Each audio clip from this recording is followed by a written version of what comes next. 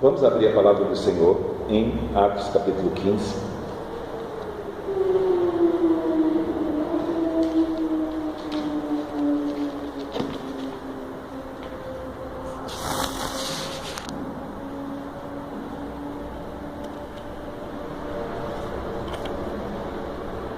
Atos dos Apóstolos, capítulo 15. Nós vamos ler uma porção um pouco extensa das Escrituras. Vamos ler do versículo 7 até o versículo 35. Atos capítulo 15, versículos 7 ao 35, está escrito: E havendo grande contenda, levantou-se Pedro e disse-lhes: Varões e irmãos, bem sabeis que já há muito tempo Deus me elegeu dentre vós, para que os gentios ouvissem da minha boca a palavra do Evangelho e crescem. E Deus, que conhece os corações, lhes deu testemunho, dando-lhes o Espírito Santo, assim como também a nós. E não fez diferença alguma entre eles e nós, purificando os seus corações pela fé. Agora, pois, por que tentais a Deus, pondo sobre a cerviz dos discípulos um jugo que nem nossos pais nem nós podemos suportar? Mas cremos que seremos salvos pela graça do Senhor Jesus Cristo, como eles também. Então toda a multidão se calou e escutava Barnabé e a Paulo, que contavam quão grandes sinais e prodígios Deus havia feito por meio deles entre os gentios. E havendo-se eles calado, tomou Tiago a palavra, dizendo: Varões e irmãos, ouvi-me. E Simão relatou como, primeiramente, Deus visitou os gentios para tomar deles um povo para seu nome, e com isto concordam as palavras dos profetas, como está escrito: Depois disso voltarei e reedificarei o meu tabernáculo, o tabernáculo de Davi, que está caído, levantá-lo-ei das suas ruínas e tornarei a edificá-lo, para que o resto dos homens busque ao Senhor, e todos os gentios sobre os quais o meu nome é invocado, diz o Senhor, que faz todas essas coisas, que são conhecidas desde toda a eternidade.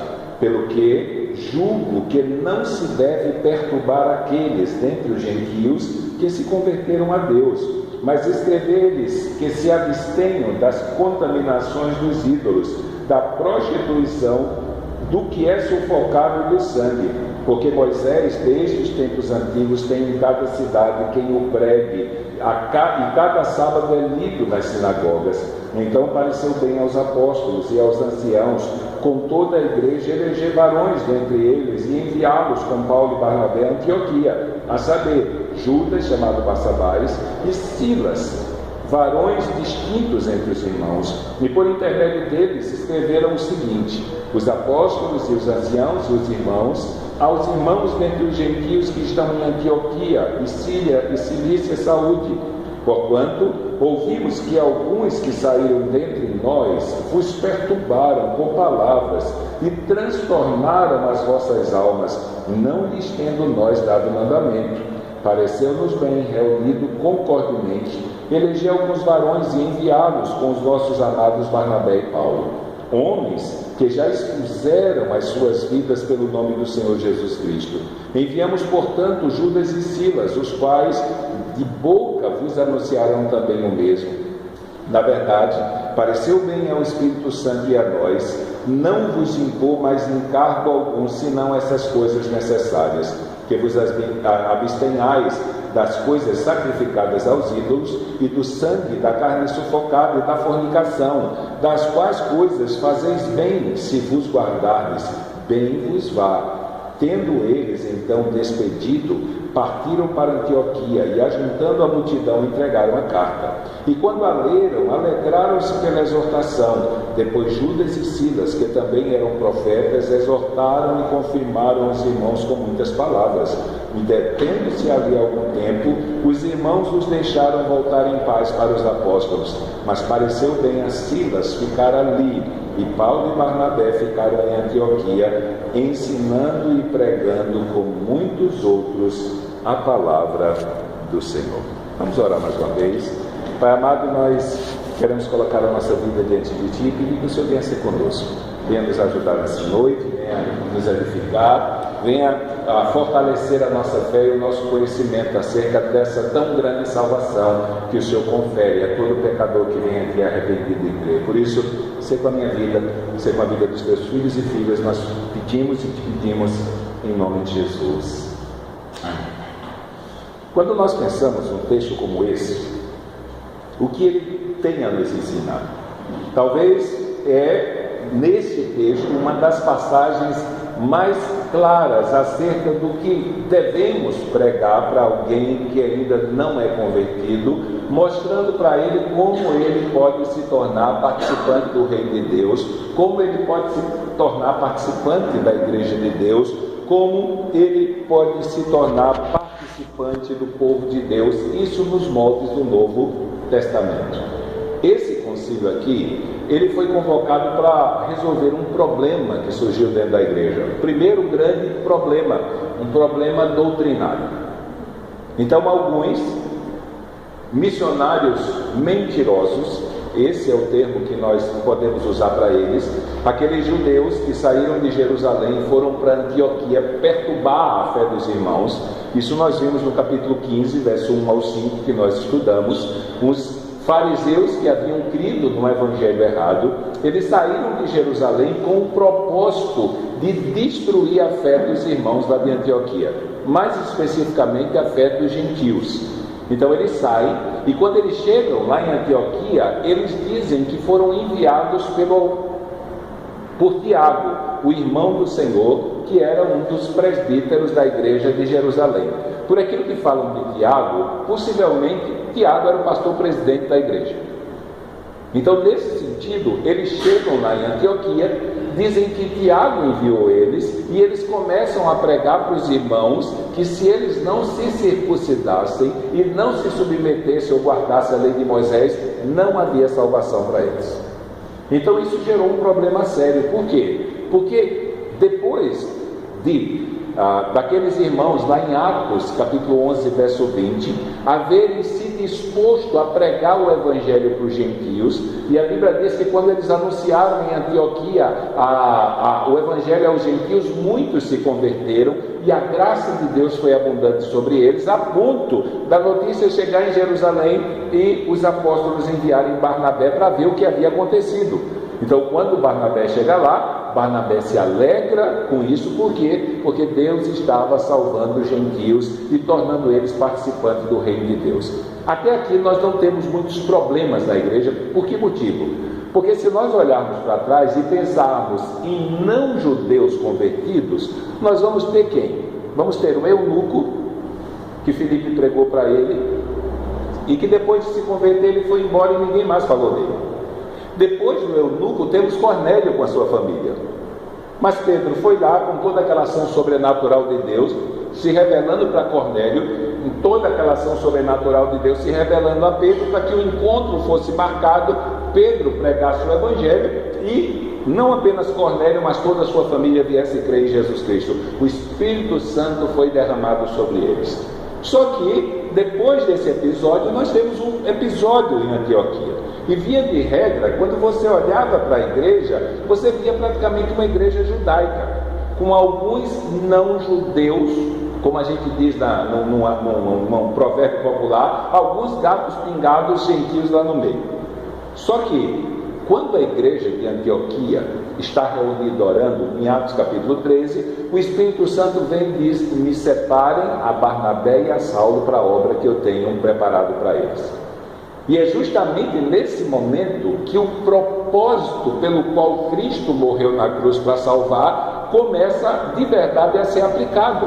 Porque o papel do Espírito Santo no Novo Testamento é aplicar a vida dos pecadores à obra redentiva de Cristo. É Ele que convence o homem do pecado, é Ele que convence o homem da obra que Cristo fez e leva ele a crer que aquilo que Cristo fez foi verdade e é poderoso para salvar a sua vida. Então o Espírito Santo separa Barnabé e a Saulo, eles iniciam a sua primeira viagem missionária e, como era de costume, onde quer que eles chegassem, eles pregavam primeiro para os judeus. e depois pregava para os gentios. Normalmente, as pregações de Paulo, onde ele chegava, causava ciúmes nos judeus por força do fruto que era produzido. Não apenas Paulo pregando se convertia judeus, mas também se convertiam gentios. E aí isso começou a influenciar na maneira como os judeus tratavam Barnabé e Paulo.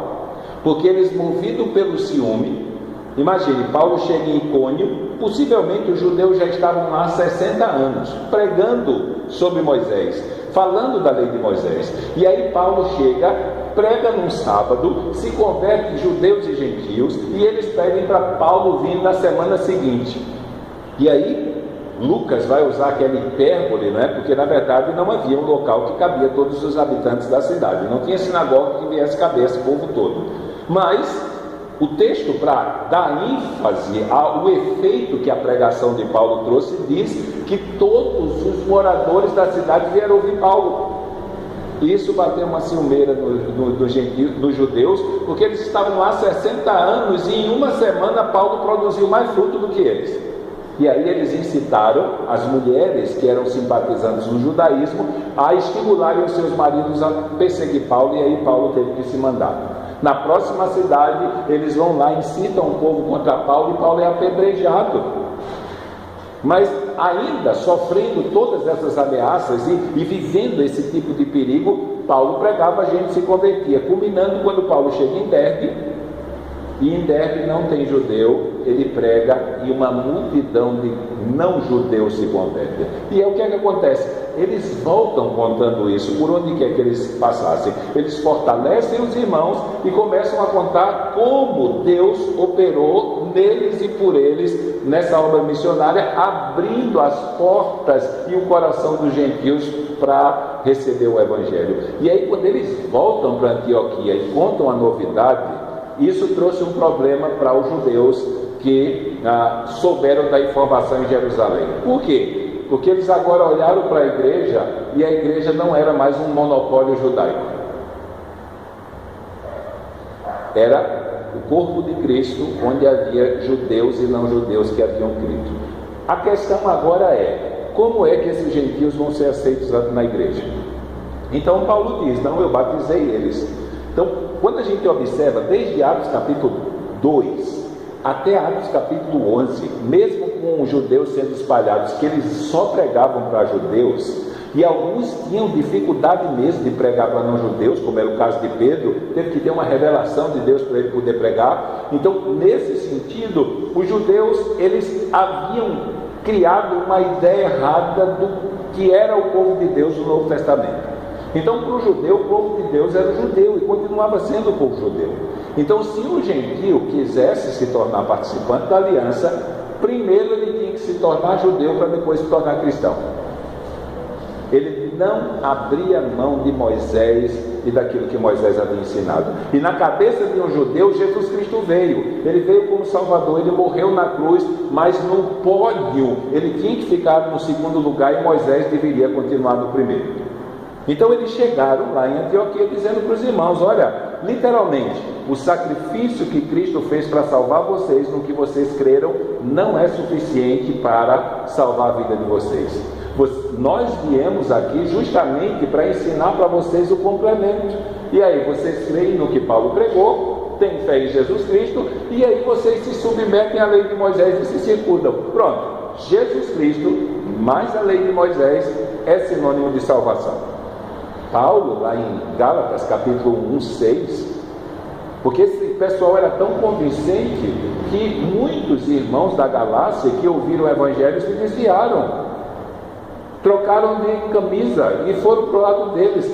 Lá na Galácia até Pedro e Barnabé ficaram do lado desses caras, e Paulo teve que quebrar o pau com eles, como está lá em Gálatas capítulo 2, verso 11 ao 14. Ele resistiu Pedro e deu o maior sermão em Pedro na frente da igreja, porque Pedro não estava vivendo de maneira digna. Então isso trouxe problema lá em Antioquia. Esses falsos convertidos, falsos missionários, porque eu digo que eles são mentirosos?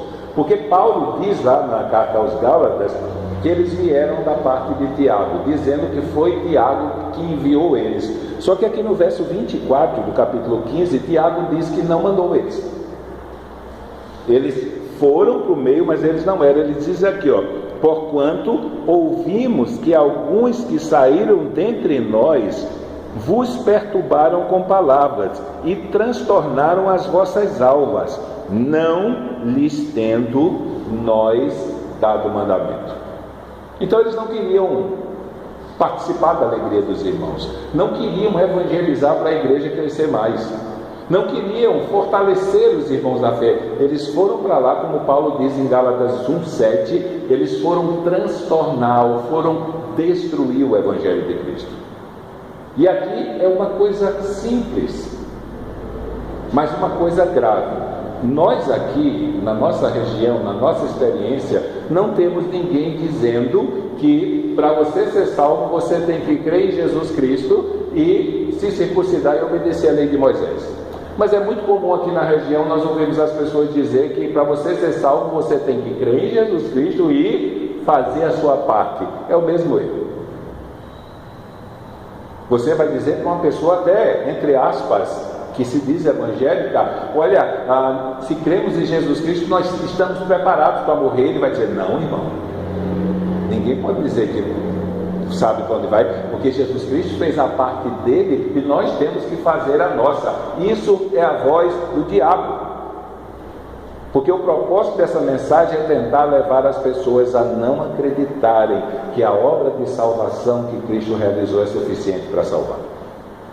É suficiente. Hoje nós saímos para evangelizar, eu e o Kleber, e eu estava, num determinado momento da conversa, a gente falando, né, uma experiência que eu tive aqui em Santa Rosa, o cara foi perguntado o que era que havia de diferença entre nós e eles, que são católicos, porque ele era católico, e eu disse para ele, olha, a única diferença que existe entre mim e você é que eu acredito na Bíblia e você não. E eles estão, a gente acredita que a Bíblia é a palavra de Deus. Eu, tá bom, há um só mediador entre Deus e os homens, Jesus Cristo o homem. Paulo diz, e você vai perguntar para o padre vai dizer para você que Jesus é o Salvador e Maria é a mediadora. Espera aí, a Bíblia diz que há um só mediador, e aí o padre diz que Jesus é o Salvador e Maria é a mediadora.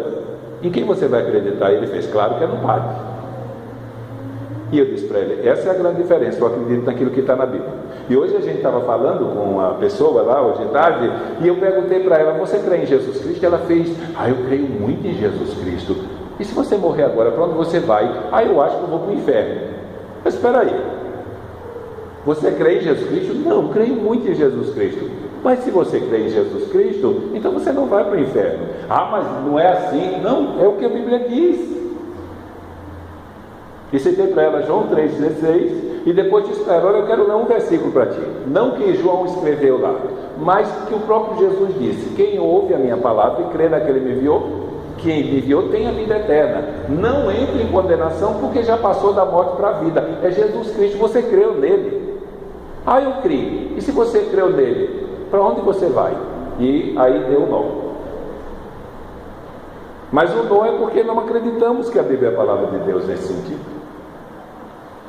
Então, por que essa mensagem que parece espiritual, porque não quer dizer a nós, no real estado que nós estamos, que Jesus Cristo fez a parte dele e nós precisamos fazer a nossa? Porque essa mensagem é diabólica, porque ela está querendo tomar o lugar do Evangelho da graça de Cristo. Ela está querendo colocar na cabeça das pessoas que o que Cristo fez não foi suficiente, não foi poderoso e não foi eficaz para salvá-lo, tirando e roubando do coração dos homens uma expressão verdadeira da fé salvífica. Então você olha, por causa de uma circuncisão deu essa confusão toda. Não era por causa do corte do prepúcio lá, da criança lá. Era porque eles estavam querendo semear a dúvida da salvação que Cristo dava gratuitamente àqueles pecadores que crerem e roubar deles a esperança da salvação. Então a confusão se instaurou em Antioquia e a liderança da igreja de Antioquia, aí a gente tem que dizer, foi dirigida pelo Espírito Santo e foi sábia. Jerusalém ainda era o centro da fé naquela época, porque os apóstolos estavam lá. Então a liderança de Antioquia diz, vamos acabar com a briga aqui, vamos acabar com essa perturbação, eu vou enviar vocês para dizerem isso para os apóstolos lá. E lá em Jerusalém eles vão decidir. É praticamente a última vez que a igreja de Jerusalém é citada e é a última aparição de Pedro. Pedro aqui vai sair de cena no livro de Atos. E a partir desse momento, o capítulo 16 é Paulo e Silas, e a viagem missionária continua. Lá na frente, retornando João Marcos, Paulo e Barnabé, depois aqui do versículo 35, eles vão tentar começar uma próxima viagem missionária, só que Barnabé quer levar o primo dele, Marcos, de novo. E Paulo disse aí, com esse aí eu não vou, porque ele já havia abandonado Paulo na primeira viagem. E aí a equipe missionária se desfaz, Barnabé fica dando acompanhamento ao primo dele, que era Marcos, João Marcos, e lá na frente Paulo vai mandar João Marcos vir, porque ele é muito útil para o seu ministério. E uma das cartas, eu acho na de Colossenses, ele vai dizer que enviou João Marcos. Isso já deixava claro que ele já voltou a participar da obra missionária. Mas essa gravidade é por causa do que o texto já começa a mostrar de como nós devemos tratar ensinamentos errados e mais especificamente ensinamentos concernentes à salvação. Se mexe com a salvação, nós não podemos aceitar. Se mexe com o Evangelho, nós não podemos aceitar e temos que denunciar. Então aqui o que estava em jogo era a mensagem do Evangelho, era uma afronta para o Evangelho, como hoje é. Então se uma pessoa chega para você e diz para você, olha, você crê em Jesus Cristo, mas ninguém, mesmo crendo em Jesus Cristo, ninguém pode dizer que tem certeza de salvação, porque tem a parte da gente para fazer. Gente, não vai embora sem pregar para essa pessoa. É uma pessoa perdida. Ela ainda não creu no Evangelho. Ela ainda não criou. A salvação é conferida pela graça, por meio da fé, e Pedro vai dizer isso aqui. Não é pelas obras. Nós não temos condições de produzir obras que sejam suficientes para que Deus olhe para nós e diga, você está salvo. Por quê? Porque não tem como a gente nascer, viver e morrer sem nunca ter cometido um só erro. Um só. Então, para ser salvo pela lei, tem que viver pela lei. Ou seja, nascer, viver e morrer sem nunca ter cometido nenhum pecadinho. Quem pode dizer isso? Ninguém. Então a lei de Deus diz, você está amaldiçoado. Como é que esse ser humano pode escapar dessa maldição? Cristo nos resgatou da lei, se tornando maldição no nosso lugar. Para que pela fé nós recebamos a promessa feita a Abraão lá, de que nos tornaríamos participantes do seu reino. Então aqui era um problema sério, era um problema grave. Ele simplesmente estava afrontando o Evangelho. O que eles estavam pregando? Que sem circuncisão os gentios não poderiam ser salvos. Então nós estamos numa situação ruim, porque nós somos gentios, não somos judeus. Então se não é pela fé, se não é pela graça, então estaríamos perdidos. Terceiro, segundo esses mestres, os gentios precisavam primeiro se converter em judeus para que depois se tornarem cristãos. Então, nesse sentido, a palavra de Pedro, a palavra de Barnabé e a palavra de Tiago teriam um peso, porque já lá na Galácia, Pedro, ele simplesmente passou para o lado desses falsos discípulos. Paulo confronta ele, exorta ele, e graças a Deus ele voltou à sanidade. Então hoje a gente tem a mensagem completa para a gente, mas naquela época, se estivéssemos vivos, já pensou a apreensão? Pedro ficou de lado dos hereges, Barnabé ficou de lado dos hereges, e Paulo ficou sozinho do outro lado. E agora, quando vier para Jerusalém, Pedro vai ficar do lado de quem? Graças a Deus que Pedro ficou de lado do Evangelho, do lado do Evangelho. Então aqui, por que esse concílio foi reunido? Para tentar trazer de novo a igreja ao prumo do Evangelho, acabando com a discussão e promovendo a paz. Então, aqui em Jerusalém ficaria definido qual é a doutrina da salvação que de verdade é aplicada para judeus e gentios. Como o judeu pode ser salvo, como o gentio pode ser salvo. Existem duas maneiras ou uma maneira só? Então, algumas perguntas precisavam ser respondidas. Primeiro, essa é a básica para todo mundo. Pode o homem ganhar o favor de Deus? Pode um pecador agora se tornar aceitável diante de Deus e manter um relacionamento de comunhão com Ele? E se essa resposta resposta é sim, vêm as outras perguntas. Pode um homem justificar a si mesmo pelos seus próprios esforços? Então eu consigo ser bom o suficiente para que Deus olhe para mim e me salve por minha causa? Ou pode chegar a ser considerado justo diante de Deus por si mesmo, um homem, pela obediência da lei? Então alguém pode nascer, viver e morrer sem pecar, a fim de que Deus justifique? Então essas perguntas precisavam ser respondidas no cunho doutrinário e teológico, ou se nós fôssemos pensar no que diz respeito à realidade da experiência religiosa, teríamos que responder algumas perguntas. Primeira, seria necessário mesmo os gentios se submeterem aos ritos judaicos para ser salvos?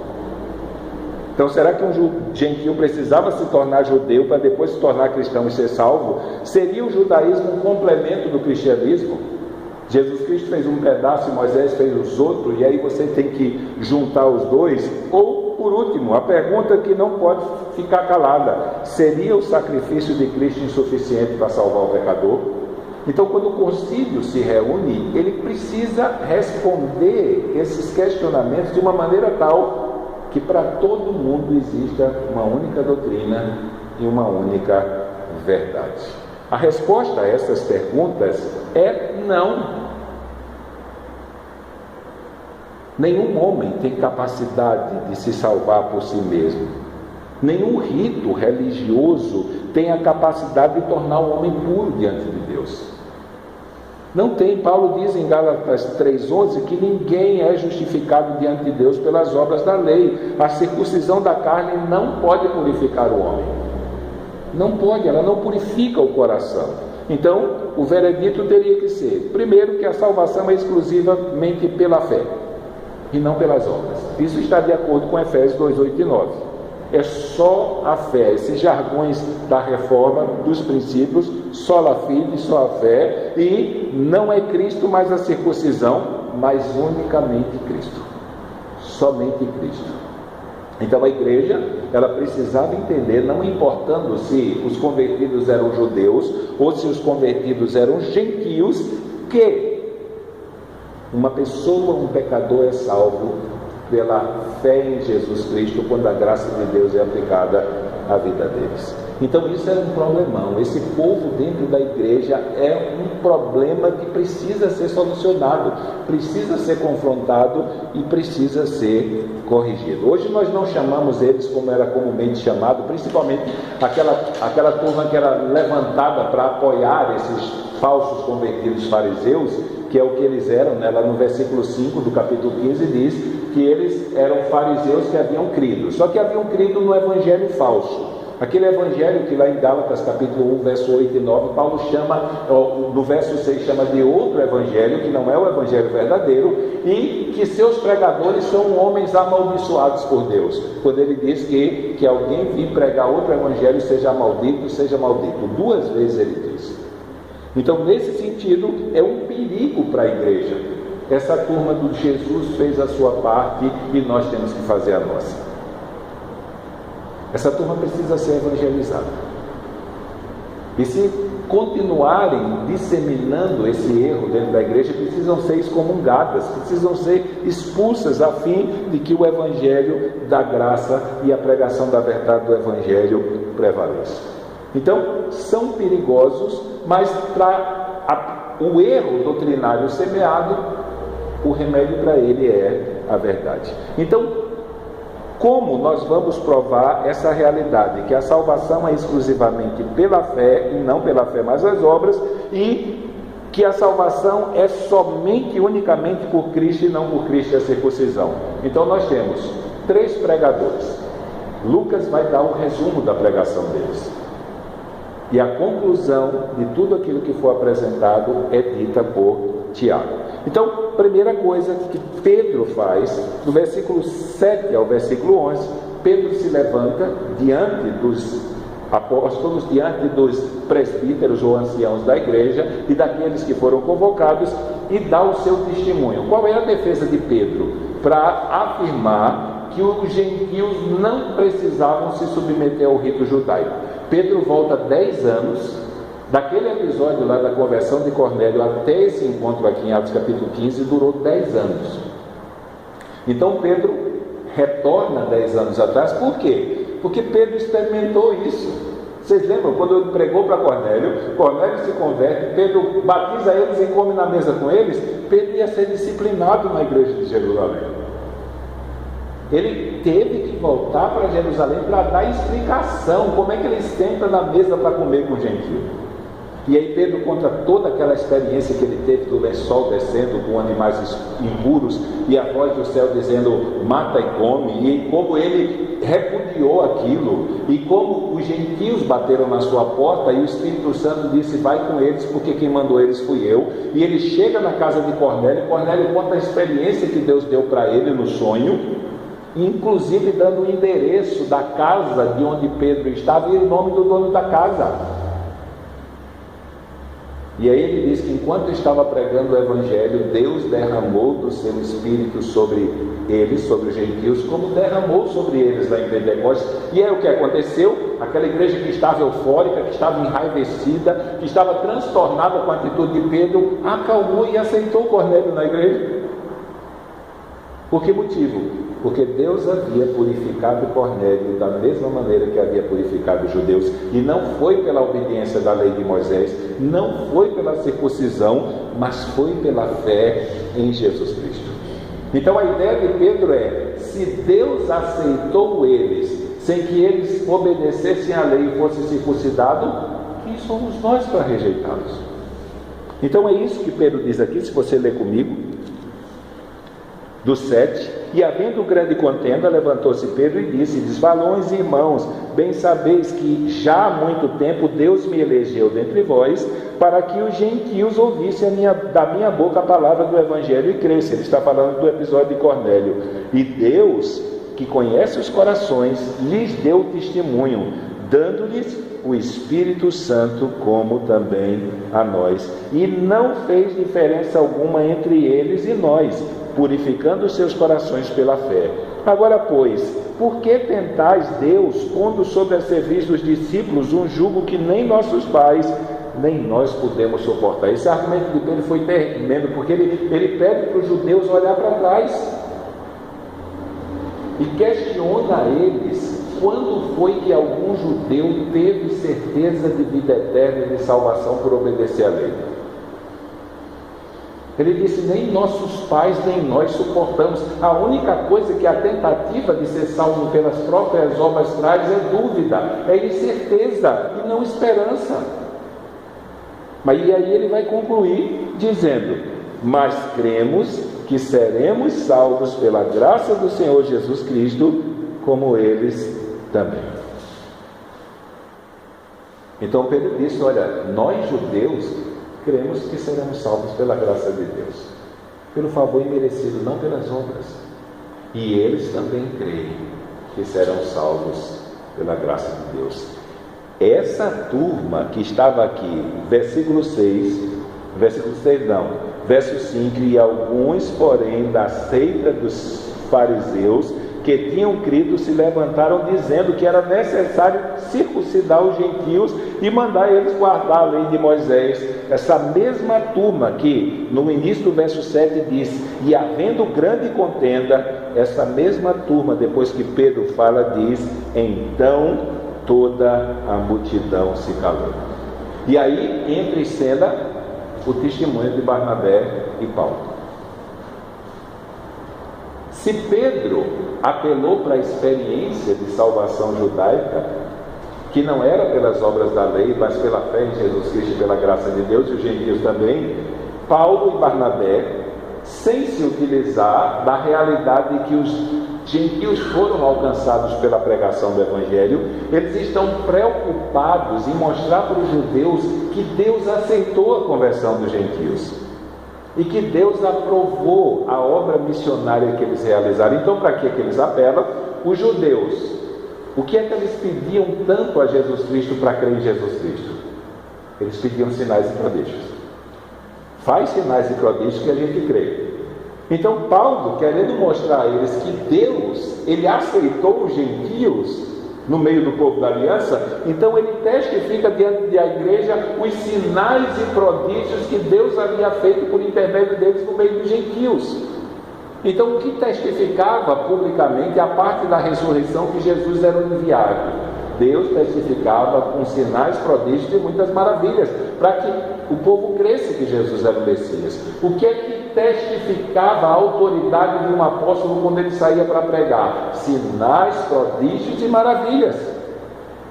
Então, a manifestação sobrenatural na vida dos apóstolos testificavam que eles eram e que eles haviam sido enviados por Jesus Cristo, porque eles estavam fazendo as mesmas obras que Jesus fazia. Então, Paulo apela para aqueles irmãos judeus de sangue para essa realidade. Se Deus operou de maneira poderosa e sobrenatural no meio deles para que eles viessem abrir o coração e crer no Evangelho, então Deus está no negócio. Vocês estão lutando contra Deus quando se opõem e querem trazer dificuldade à fé dos gentios. Então Pedro convence o povo pela experiência de conversão, e a maneira como os judeus se converteram não era diferente, não foi pela lei, não foi pela circuncisão, mas foi pela fé. Paulo apresenta os sinais e prodígios que Deus fez para testificar que ele aceitou a obra que foi feita no meio dos gentios. E agora, depois da apresentação de Pedro, depois da apresentação de Paulo, se levantou o presidente da Assembleia. O presidente da Assembleia do Concílio de Jerusalém era Tiago. E a palavra de Tiago, ela é importantíssima aqui. Tiago vai se levantar no meio dos judeus para dar o veredito. Ele vai dizer o que foi de verdade decidido em relação aos gentios dentro da igreja. Por que a palavra de Tiago era especial? Alguns motivos. Primeiro, ele era irmão de Jesus Cristo, irmão de sangue. Dois dos irmãos de Jesus Cristo de sangue têm cartas no Novo Testamento, Tiago e Judas. Então, Tiago era irmão do Senhor e Judas era irmão de Tiago. Todos eles eram filhos de Maria com José. Então, havia na igreja de Jerusalém um presbítero chamado Tiago, que era além de ser irmão do Senhor, Jesus Cristo apareceu para ele depois da sua ressurreição. Isso está registrado em 1 Coríntios capítulo 15, verso 7. É dito que Jesus ressurreto apareceu para Tiago. Ele era considerado uma das colunas da igreja. Então, um dos líderes que sustentavam a batuta do Evangelho na igreja de Jerusalém. Isso Paulo afirma em Gálatas capítulo 1, verso 19, que Tiago era tido por coluna na igreja. Tiago era um homem que demonstrava uma comunhão profunda com Deus. Pense numa pessoa que orava. O nome dele é Tiago, o irmão do Senhor. Ele era conhecido como joelho de camelo. Por que motivo? Porque ele gastava tanto tempo em oração e não tinha almofadinha não, nem tinha esse chãozinho lisinho não, né? Naquela época não tinha. As coisas eram calçadas com pedra. O chão era rústico na sinagoga. Não tinha cerâmica assim não para. Então, nesse sentido, ele orava tanto que criou-se uma crosta nos joelhos dele, que o pessoal dizia que o joelho dele parecia com o joelho de camelo, de um camelo. É todo enrugado assim. E aí ele era conhecido como Tiago, joelho de camelo. Então, a vida de oração dele demonstrava a comunhão que ele tinha. E a parte de ser irmão do Senhor, a parte de Cristo haver aparecido para ele depois de ressuscitar, isso conferia uma autoridade muito grande. A parte de Paulo haver dito que ele era uma das colunas da igreja de Jerusalém, e esse homem nutria uma vida de oração intensa. Ele era um homem que dava um testemunho ilibado. Diante dos homens, o seu testemunho, se pudéssemos dizer, era nota 10, tanto que ele é chamado de Tiago o Justo. Ele dava um bom testemunho diante da igreja, e o que de verdade tornava interessante a sua resposta nesse caso é que Tiago era alguém que guardava a lei. Ele guardava a lei rigorosamente. Então a turma de falsos discípulos estavam dizendo que os cristãos tinham que guardar a lei.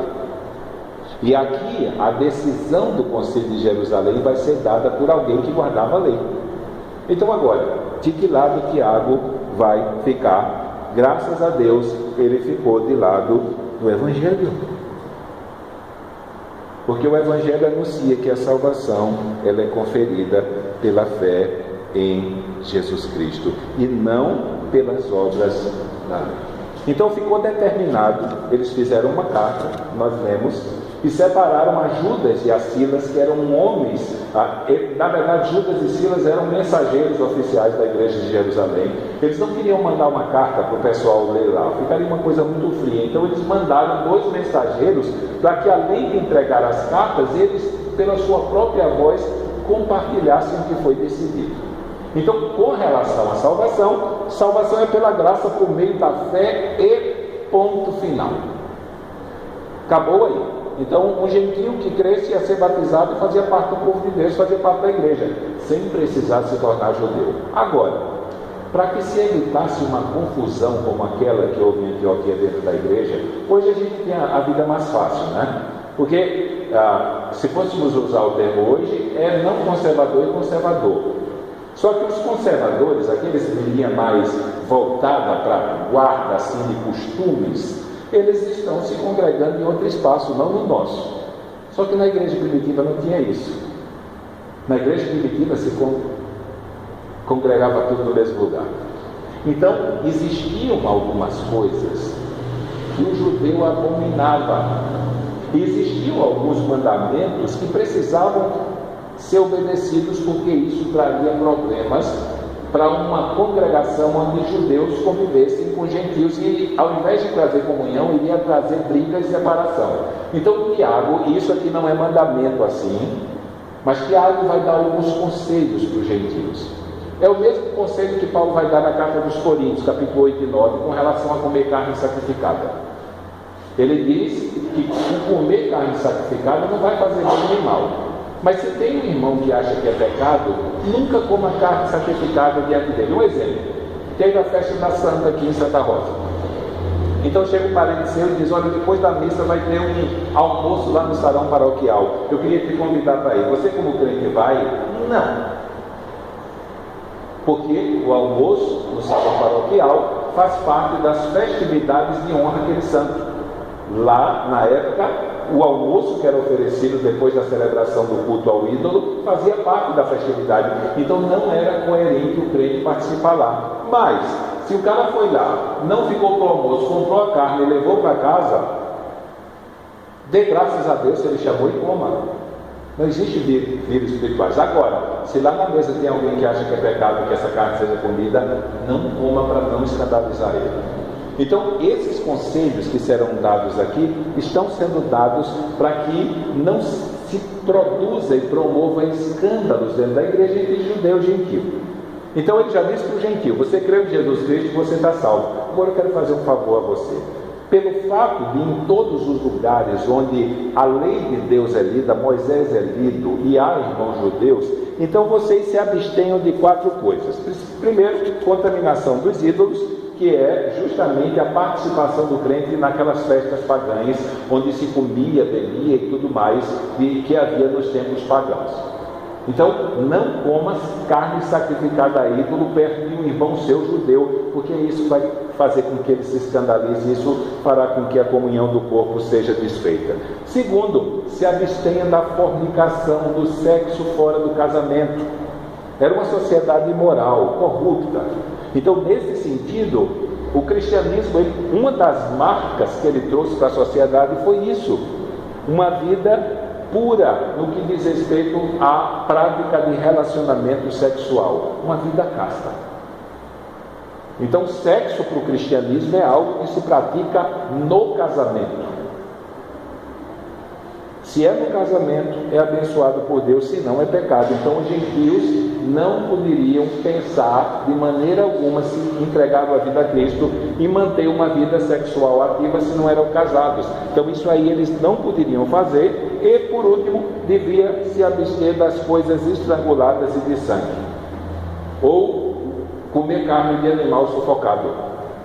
Sufoca o animal vindo a ele, quando você corta a cabeça, o sangue já coalhou.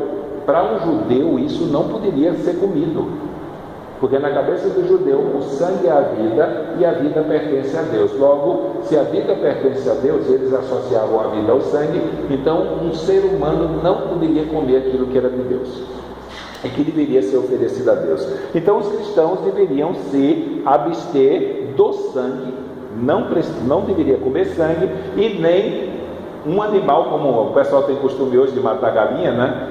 Lá no Nordeste não, a gente mata a galinha torando a cabeça, esperando o sangue escorrer todo. Aqui não, tem gente que simplesmente torce o pescoço, deixa lá, e depois quando corta o pescoço não sai mais sangue, porque o sangue já coagulou. Então isso não era a moda judaica de preparar carne. Então se tem judeu no pedaço, o gentio sempre deveria comer carne preparada à moda dos judeus. Mas isso era para que o convívio e a comunhão dos crentes judeus e gentios não fosse abalado.